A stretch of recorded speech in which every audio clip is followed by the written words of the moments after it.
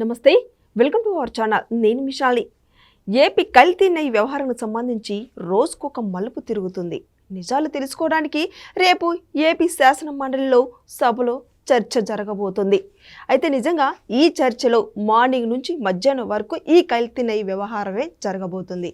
నిజానికి ఇంకా నిజాలు లోతుగా విచారిస్తే నిజాలు వెలుగులోకి వచ్చే అవకాశం ఉందా అంటే అవుననే సమాధానం కూడా వినిపిస్తుంది.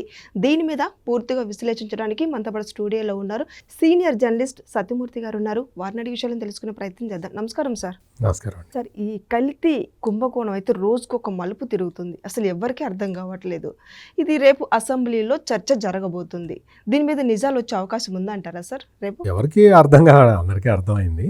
ఈ నెయ్యి అంటే తిరుమల తిరుపతి దేవస్థానానికి జగన్మోహన్ రెడ్డి సమయంలో జగన్మోహన్ రెడ్డి వాళ్ళ బాబాయ్ టీటీడీ బోర్డు చైర్మన్గా ఉన్న సమయంలో కల్తీ చేసి అంటే నెయ్యే లేకుండా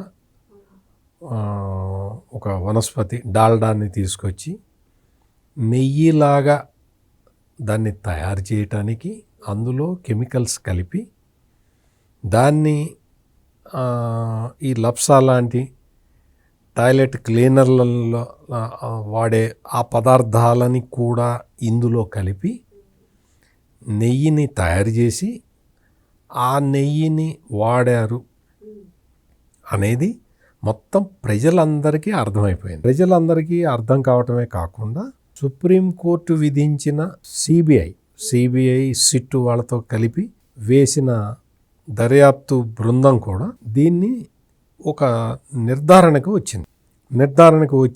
ఆ నిర్ధారణకి వచ్చిన తర్వాత అందులో 36 మంది వీళ్ళు నిందితులు అని పెట్టి అడిషనల్ ఛార్జ్షీట్ కూడా పెట్టి కోర్టులో నెల్లూరు ఏసీబీ కోర్టులో ఛార్జ్షీట్ కూడా ఫైల్ చేశారు. అడిషనల్ ఛార్జ్షీట్ అంటే ఇక్కడ మొత్తం కన్ఫ్యూజన్ ఎక్కడొచ్చింది అంటే ఈ సిబిఐ వాళ్ళకి అత్యున్నత దర్యాప్తు సంస్థ కదా, మనకేమో మరి దర్యాప్తులో ఓనమాలు కూడా తెలియవు కదా. కానీ మరి దర్యాప్తులో ఓనమాలు కూడా తెలియని మనకి ఒక చిన్న డౌట్ వస్తుంది. కడూరు చిన్నప్పన్న లేదు, పల్లి ఈశ్వర్ రెడ్డి లేదు, మద్ది విజయభాస్కర్ రెడ్డి లేకపోతే కులకర్ణి, వీళ్ళందరూ కలిస్తే వీళ్ళందరూ కుట్ర పన్నితే తిరుమల తిరుపతి దేవస్థానం బోర్డు టెండర్ నిబంధనలు మార్చగలదా? ఇప్పుడు నేను వెళ్ళి చెప్తాను ఒక విషయం. తిరుమల తిరుపతి దేవస్థానం బోర్డు కూర్చొని మార్చేస్తారా? నిబంధనలు మారుస్తారా? మార్చరు కదా. అసలు నువ్వెవడమే చెప్పడానికి అంటారా అనరా? పోనీ నేను కాదు, టీటీడీలో పనిచేసే ఒక ఎంప్లాయీ వెళ్తాడు, వద్దు సార్ ఇవాళ హుండీలో వచ్చినవన్నీ నాకు ఇచ్చేయండి, అది తీర్మానం చేయండి అంటాడు. తీర్మానం చేసేస్తావా? తిరుమల తిరుపతి దేవస్థానంలో పనిచేసే ఓ 10 మంది వెళ్ళి సార్ ఒక తీర్మానం చేయండి సార్, ఇవాళ హుండీలో పడ్డ డబ్బులన్నీ ఇగో బలానా ఈయనకి ఇచ్చేలాగా మా పేర్లు రాసి ఒక తీర్మానం చేయండి సార్ అంటే చేసేస్తావా? మరి అది చేయనప్పుడు ఇది నీ ప్రమేయం లేకుండా బోర్డు తీర్మానం ఎట్లా అవుతుంది అని దర్యాప్తు చేయటంలో ఏమాత్రం అనుభవం లేని మనలాంటి వాళ్ళు కూడా అడుగుతారుగా. నేనంటే ఏదో క్రైమ్ రిపోర్టర్గా పనిచేశాను కాబట్టి నాకు కొంతన్నా పోలీసులు ఎట్లా దర్యాప్తు చేస్తారో తెలుసు. బహుశా నీకైతే అది కూడా తెలిసి ఉండకపోవచ్చు కదా. అంటే దర్యాప్తు ఎట్లా చేస్తారనేది నీకు విషయ పరిజ్ఞానం ఉంటే ఉండొచ్చు, ప్రొసీజర్ ఏంటి అనేది తెలియకపోవచ్చు కదా. మరి మనకే ఈ విషయం తెలిసినప్పుడు మరి సిబిఐ ఆఫీసర్లకి 2 రాష్ట్ర సిట్ వాళ్ళు కూడా ఉన్నారు, ఒక food safety and security officer కూడా ఉన్నాడు. మరి వీళ్ళకి తెలియలేదా? సుబ్బారెడ్డిని ఎందుకు పెట్టలేదు ఛార్జ్షీట్లో? ధర్మారెడ్డిని ఎందుకు పెట్టలేదు ఛార్జ్షీట్లో? మరి వీళ్ళిద్దరిని కదా పెట్టాల్సింది. ఆ రోజు పర్చేజ్ కమిటీ సమావేశానికి లోకల్ ఎమ్మెల్యే అయిన భూమన కరుణాకర్ రెడ్డి వచ్చాడని నువ్వే రాశావు కదా ఛార్జ్షీట్లో. చంద్రగిరి నియోజకవర్గం ఎమ్మెల్యే అయిన చెవిరెడ్డి భాస్కర్ రెడ్డి ప్రత్యేక ఆహ్వానితుడిగా ఆ రోజు పర్చేజ్ కమిటీ సమావేశానికి వచ్చాడు అని నువ్వే రాశావు కదా. మరి పర్చేజ్ కమిటీ సమావేశంలో పార్టిసిపేట్ చేసిన సుబ్బారెడ్డి, చెవిరెడ్డి భాస్కర్ రెడ్డి, భూమన కరుణాకర్ రెడ్డి పేర్లు ఇందులో ఎందుకు పెట్టలేదు? ఈ 36 మందిలో వాళ్ళ పేర్లు ఎందుకు నువ్వే కదా చెప్పింది. ఇవన్నీ నేను చెప్పినవి కాదు కదా. నువ్వు పెద్ద దర్యాప్తు చేసి నువ్వే చెప్పావు కదా. మరి నువ్వు చెప్పిన వాడివి దర్యాప్తులో ఛార్జ్షీట్లో వీళ్ళ పేర్లు ఎందుకు రాయలేదు? ఇది క్వశ్చన్. ఎందుకు రాయలేదు అనేది పెద్ద ప్రశ్న. ఎవ్వడికి అర్థం కావట్లా. ఇందాక మీరు అన్నారు కదా మలుపులు తిరుగుతున్నది, మాకేం అర్థం కావట్లేదు. అందరికీ అర్థం కాని పాయింట్ ఇప్పుడు నేను చెప్పింది. ఇది వీళ్ళ పేర్లు ఎందుకు పెట్టలేదో అర్థం కావట్లేదు. ఇది అర్థం కావట్లా. అందరికీ అర్థం కాని పాయింట్ ఇది ఒక్కటే. సుబ్బారెడ్డి, బొమ్మన కరుణాకర్ రెడ్డి, చెవిరెడ్డి భాస్కర్ రెడ్డి, ధర్మారెడ్డి, వీళ్ళందరి బాస్ అయిన జగన్మోహన్ రెడ్డి, వీళ్ళందరికీ తెలిసే కల్తీ జరిగింది అనేది మొత్తం ప్రపంచం మొత్తం తెలుసు. తెలియని విషయం సిబిఐ ఈ పేర్లు ఛార్జ్షీట్లో ఎందుకు పెట్టలేదు అనేది ఇక్కడ సమస్య. ప్రధానమైన అనుమానం అదొక్కటే. ఈ అనుమానం వచ్చింది కదా, మీకు వచ్చింది అనుమానం, నాకు వచ్చింది. ఇదే జగన్మోహన్ రెడ్డికి కావాల్సింది. ఈ అనుమానాన్ని బలంగా చేయటానికి, ఈ అనుమానాన్ని మరి సాలిడ్గా చేయటానికి ఏం చేస్తున్నాడు అంటే ఇండాపూర్ డైరీకి ఇచ్చారట. ఇండాపూర్ డైరీకి ఇవ్వడం ఏంటి? అసలు ఇండాపూర్ డైరీ ఏంటి? ఇండాపూర్ డైరీ ఏంటి అంటే హెరిటేజ్కి బినామీ అని చెప్పడం మొదలుపెట్టారు వీళ్ళు. అసలు ఇండాపూర్ డైరీ అంటే ఏంటో తెలుసా? వీళ్ళు ఏంటి అంటే ఆంధ్రప్రదేశ్ ప్రజలకి తెలీదు. ఇండాపూర్ డైరీ అనేది ఆంధ్రప్రదేశ్ ప్రజలకి తెలియదు. అది సొనాయి వాళ్ళది. సొనాయి అంటే అది కోఆపరేటివ్ సొసైటీ వాళ్ళ ఇది ఇండాపూర్ అనే విలేజ్లో ఈ ప్లాంట్ ఉంటుంది కాబట్టి ఆంధ్ర ప్రజలకి తెలియదు. పూణే తాలూకాలో ఉంటుంది అది, మహారాష్ట్రలో. అక్కడ అందరికీ తెలుసు. సొనాయి అంటే తెలుసు, ఇండాపూర్ అంటే తెలుసు. వాళ్ళ రైతులు రోజుకి 40 లక్షల లీటర్ల పాలను సేకరిస్తారు. 40 లక్షల లీటర్లు పర్ డే.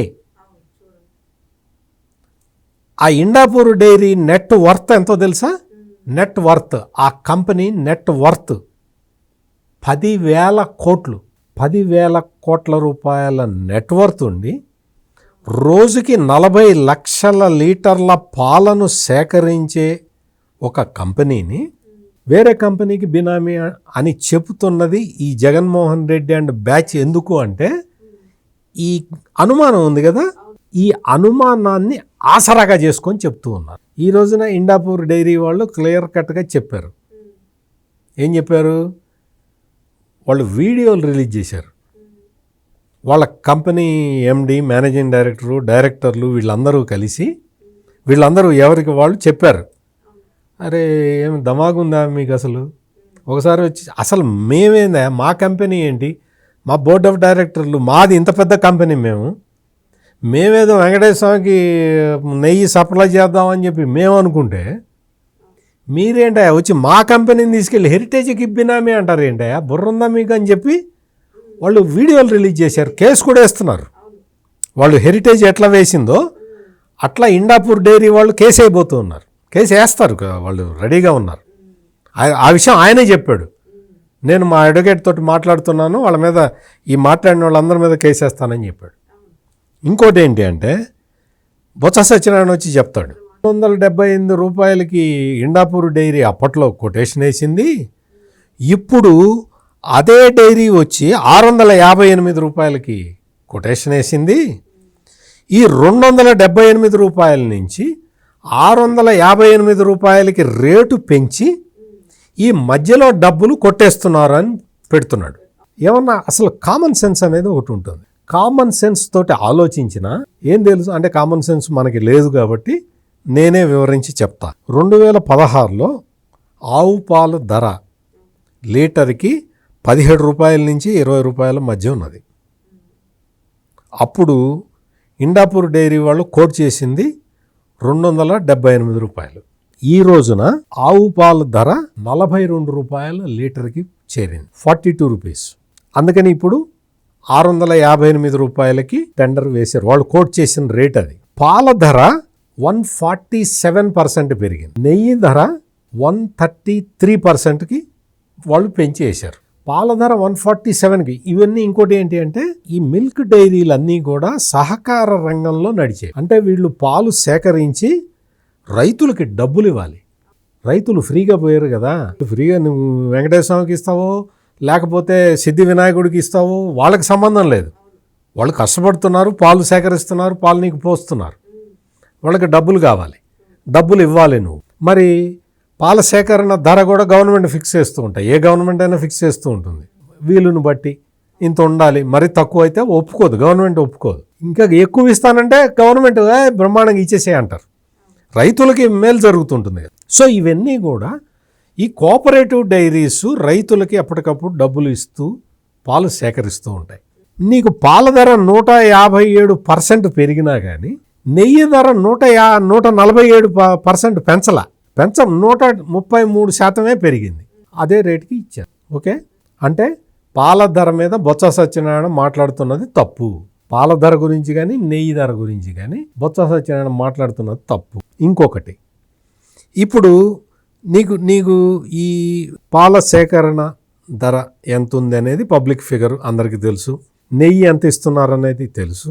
ఇప్పుడు ఇండాపూర్కి ఏ రేట్ ఏదైనా సరే కావాలని ఎవరైనా పిలిచి ఇచ్చారా? ఇది ఇంకొక డౌట్ కదా, నీకు కూడా డౌట్ ఉంది కదా. ఇండాపూర్ ఎక్కడో మహారాష్ట్రలో ఉన్న డైరీని రా బాబు నువ్వు ఇచ్చి తీసుకో టెండర్ తీసుకొని నా కమిషన్లు ఇవ్వు అని అడగటానికి ఆస్కారం ఉంటుంది కదా. అట్లా ఎవరన్నా ఇచ్చారా? ఇక్కడ నందిని డైరీ అని ఉంటుంది, కర్ణాటక మిల్క్ ఫెడరేషన్ వాళ్ళది. వాళ్ళు ఈ రోజుకి కూడా 62% నెయ్యి అవసరాలకి వాళ్ళే ఇస్తున్నారు నెయ్యి. ఏం చెప్తున్నారు? నందిని డైరీని పక్కన పెట్టి ఈ ఇండాపూర్ డైరీకి ఇస్తున్నారని చెప్తున్నారు. 62% నెయ్యి వాళ్ళే ఇస్తున్నారు. ఇంకా 62% నందిని డైరీ వాళ్ళు ఇవ్వటమే కాకుండా కొత్తగా వచ్చి సంగం డైరీ వాళ్ళు ఇస్తున్నారు.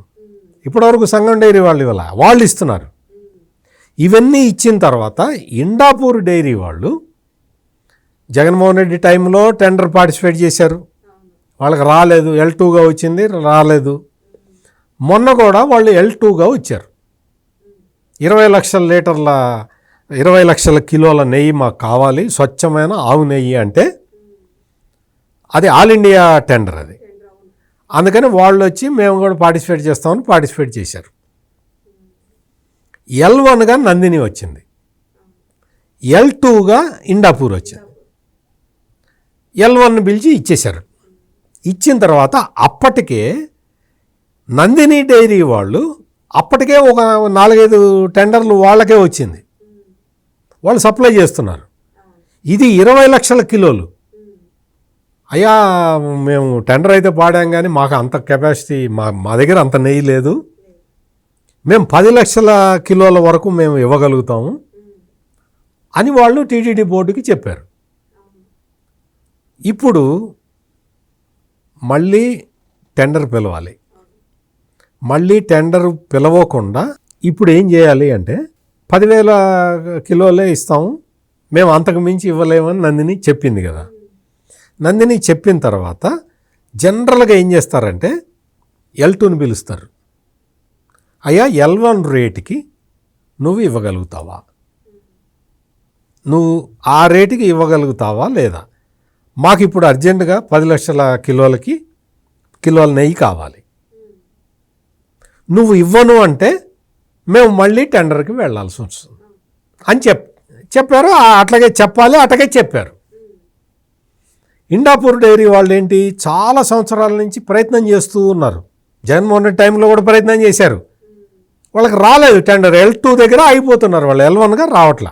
ఇప్పుడు వాళ్ళు ఏం చేశారు అంటే L1 రేటుకి మేము సప్లై చేస్తామని చెప్పి వాళ్ళు ముందరకు వచ్చి నెయ్యి సప్లై చేశారు.